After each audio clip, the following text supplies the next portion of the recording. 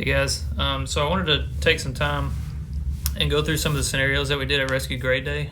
This was my favorite one, and I'll walk through some of the pieces of it, but also partially to take a little bit of a poll and see if this kind of stuff takes, if you guys like it, if you want to see more or whatever. A special shout out to my brother, Dustin H. Daniel on Instagram. He followed us around and took all these photos and videos that look great. So essentially, we had a patient stuck down in this void space right here. And the access was a big, giant Y-hang between the two sides of the building. So our perspective right here is on where we started as a team to get into the drop set that is right here. That's me hanging in the middle right there. So I had never done this type of access before. I've done a fair amount of weird stuff, but this was just a different mental exercise, and I enjoyed it a lot.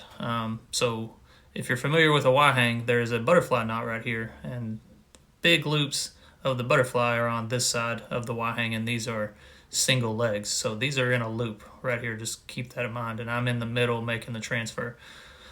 So the way I did it is I just treated it like a giant re-anchor or giant re-belay, and I came down these legs right here, and there's enough slack in there that you could create enough distance between your ascenders and descenders to just kind of barely motor across. It was just a little bit of slack.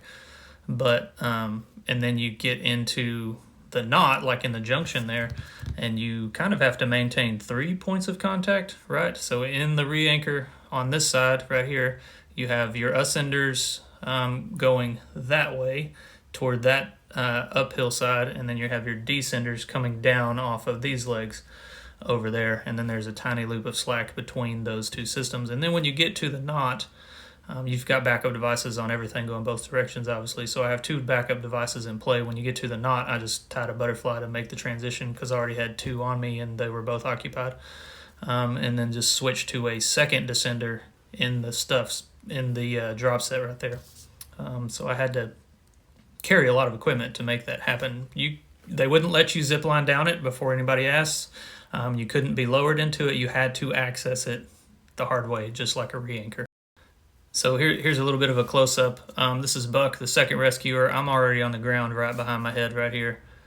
You can see me down there with the patient. But Buck had to take the litter, so he had the hard job. We'll get to what exactly he's doing with the rigging while he's going out there. But again, he's treating it just like a re-belay. He has descenders on this downhill side right here where we started from, ascenders going up to this way, and then you can see the drop set right there that he's headed toward those knots.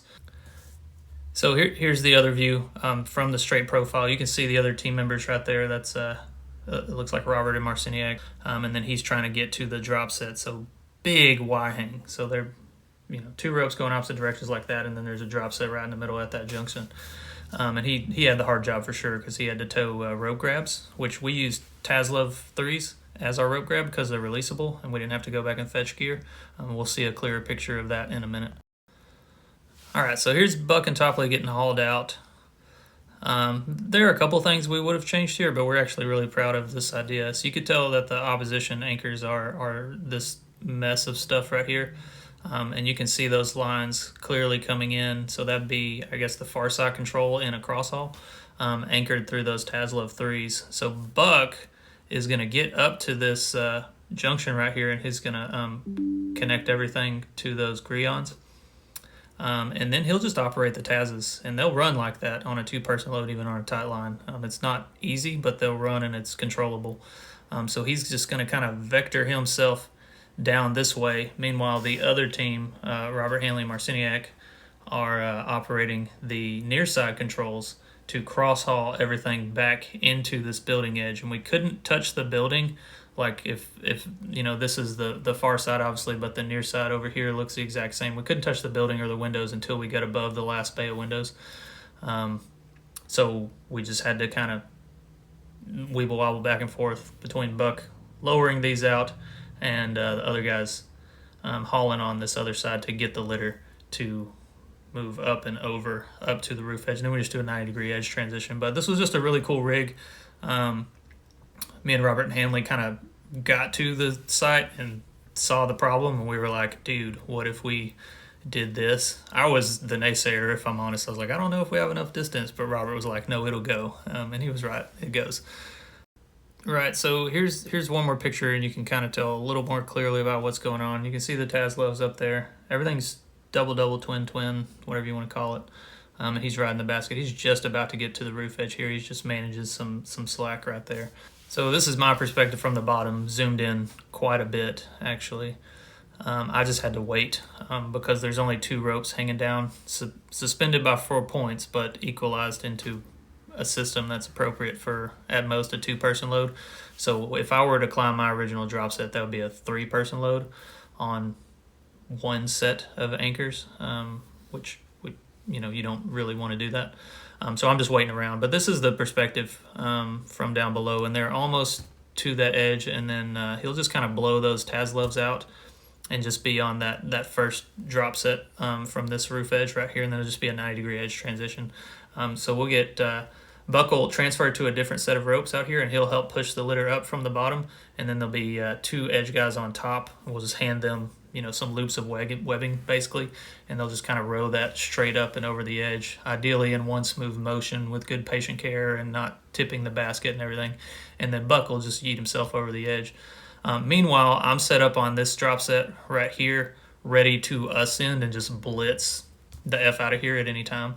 And then I got to get back in that rebelay and just get myself back over the roof edge to prepare for the next part of that scenario that I won't go over because it's a little messed up, but it was essentially just an edge transition back over the opposite side of the roof and down to some ground anchors on our rental van, which was super exciting.